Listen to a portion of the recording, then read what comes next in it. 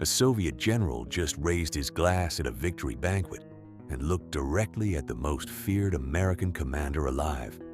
What General George S. Patton did next was so offensive, so insulting, that the American translator refused to say the words out loud. The Soviet officers went still. The American officers stopped breathing because in the rigid culture of the Soviet military, what Patton had just done was not a breach of protocol. It was a declaration. It was unacceptable, and he knew exactly what he was doing. Why did the most feared American general refuse a toast from a Soviet hero? And what was the insult that almost triggered World War III? In order for you to understand this more, we would have to go back to the moment the world stopped making sense to George Patton. George Smith. Patton Jr. was born in 1885 into a California family whose military roots were really deep. George's grandfather commanded the Confederate infantry. His great-uncle fell at Gettysburg, and by the time young George could read, he was reading Caesar, Hannibal, and Napoleon, not as history, but as memory. Patton believed he had lived these battles before, and that the smell of a battlefield was not new to him. Patton was fighting his own private war beneath the revolvers and the polished boots and the theatrical fury. He had a high-pitched voice he feared could not command men, so he built a face that could. He struggled with reading his entire life because he was dyslexic, so he became a compulsive student of military history to compensate. By 1945, the German High Command feared him more than any other Allied commander. Field Marshal von Rundstedt said it plainly. He is your best. During spring 1945, the enemy Patton had spent 3 years destroying was finished, but the one he had been watching for years was just beginning. When the German army collapsed, Patton's Third Army was a loaded weapon with nowhere left to fire. So he wanted Berlin and believed the First Army through those gates would decide the future of Europe. And he was right.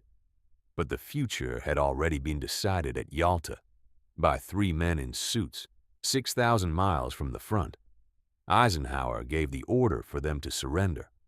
Patton watched the Red Army move through Poland, Hungary, and Czechoslovakia as conquerors.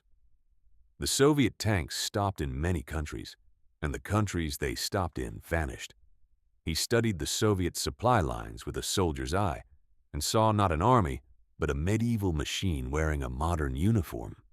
He had seen their miserable supply trains with his own eyes, and what he saw told him something the politicians either could not see or refused to.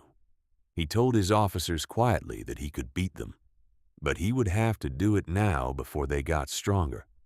But nobody listened because the world wanted its sons home, and Patton was not built for peace. He was built for exactly what was coming. When Patton was ordered to meet Soviet Marshal Fyodor Tolbukhin near Linz, the Soviets organized a parade designed to intimidate him with thousands of soldiers marching past.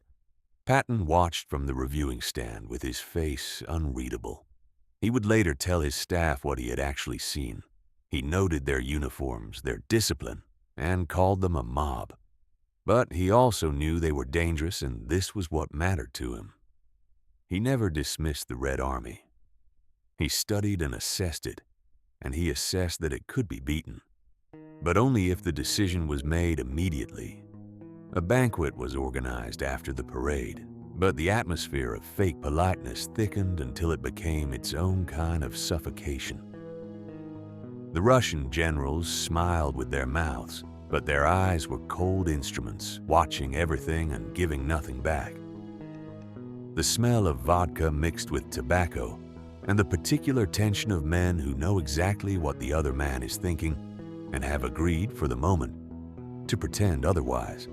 The toasts came at regular intervals, and Patton drank when he had to and watched when he could. 2 wolves had found the same table, and neither of them was going to stay at it for long. Then came the moment. A high-ranking Russian general rose from his seat with his glass held high. and the entire room went quiet. He spoke through the interpreter with the full ceremonial gravity of a Soviet officer addressing his peers. He toasted the solidarity of the Allied nations and praised the brotherhood forged in a shared war. And then he looked directly across the table at Patton, smiling and waiting. Every eye in the room followed his gaze to the American General Office, and the officers on both sides went still. Patton stood, but he did not pick up his glass. He looked at the Russian general the way a man looks at something he has waited a very long time for. So when he spoke, his voice was clear and deliberate, loud enough that no one in that room could claim they had not heard it. I will not drink with you. Every conversation in the room was stopped, so what remained was silence, the kind that arrives before something irreversible happens. Patton was not finished. I will not drink with you or any other Russian son of a bitch.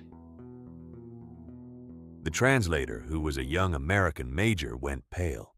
He turned to Patton and whispered, General, I cannot tell him that. He was not being insubordinate. He was genuinely afraid of what translation would do to that room. Patton leaned forward with his eyes locked on the translator's face and did not move. Tell him exactly what I said, word for word. The major turned and translated everything Patton had said. No one on the American side breathed, and the silence stretched like a wire pulled past its limit. And then the Russian general laughed. It was not a diplomatic laugh, but a real laugh. He brought his hand down on the table hard enough to rattle the glasses and looked at Patton with an expression that had nothing in common with anything else that had happened in that room all evening. It was a recognition between predators.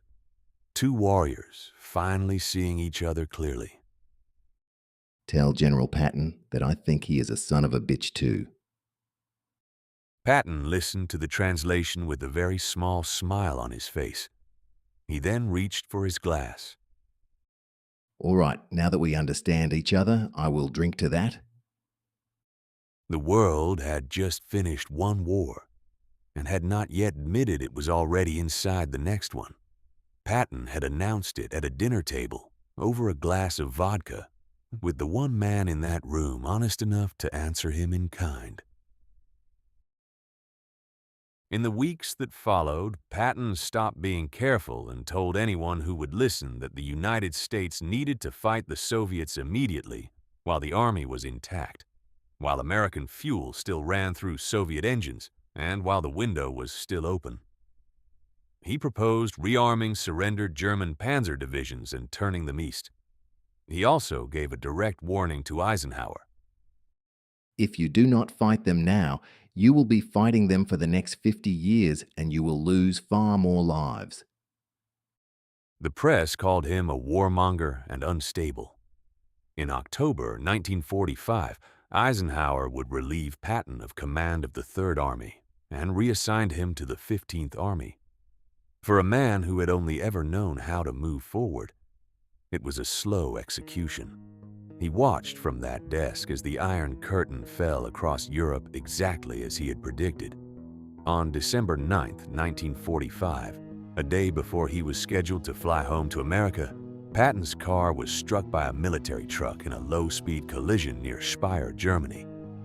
Everyone else in the vehicle walked away unhurt, but Patton's neck was broken. He lay paralyzed in a hospital in Heidelberg for 12 days. On December 21, 1945, he died at the age of 60, and the cause of his death was officially ruled to be an accident. 3 months after Patton died, Winston Churchill stood at a podium in Fulton, Missouri, and told the world what Patton had been saying since 1944. An Iron Curtain had descended across the continent, 50 years exactly as Patton had predicted, paid for by men who had not yet been born when he first gave the warning. George Patton was not a perfect man, and his views on race were a stain on his record. His aggression had its own blindness, but his vision of what was coming was so precise that history has offered only one explanation, which is that he saw it clearly. But the world was not prepared for what he saw. That toast was not an insult, but a warrior recognizing his next enemy before the rest of the world was brave enough to name it.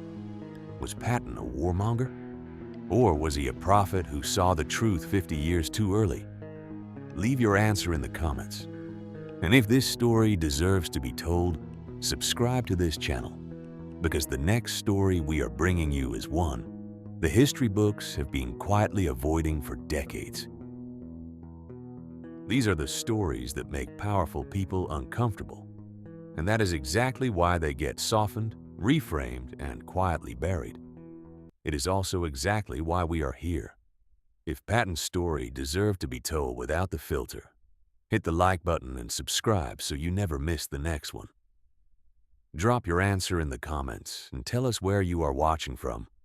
We will read every single one